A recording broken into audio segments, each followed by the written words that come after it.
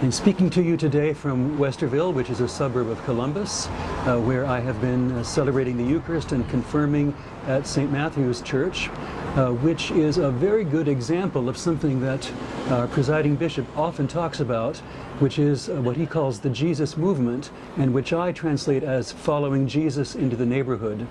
I think that's the future of the church as we begin to move away from having our focus on our own community and focusing more largely on the neighborhoods that surround us. And St. Matthew's is certainly a prime example of that kind of discipleship and courage.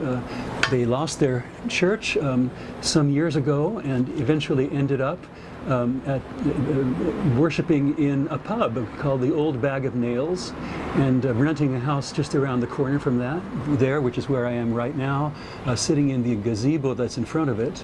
So they worship in a pub. In fact, that's where I was leading worship this morning. But they also have Wednesday evening worship in this gazebo every week. They do midnight mass at Christmas on the sidewalk that I'm looking at right now.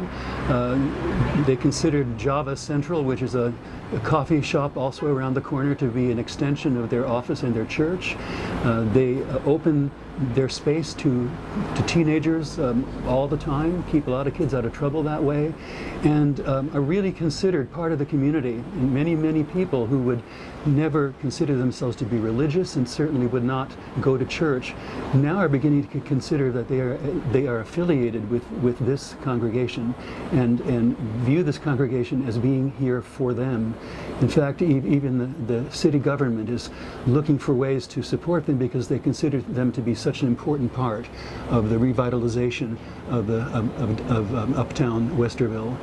So with that goes my hope that all of you that are at least in Southern Ohio and seeing this video are planning on coming to Diocesan Convention in Columbus, which is in November, where our theme, like the Jesus movement or like following Jesus into the neighborhood, our theme will be Christ all around.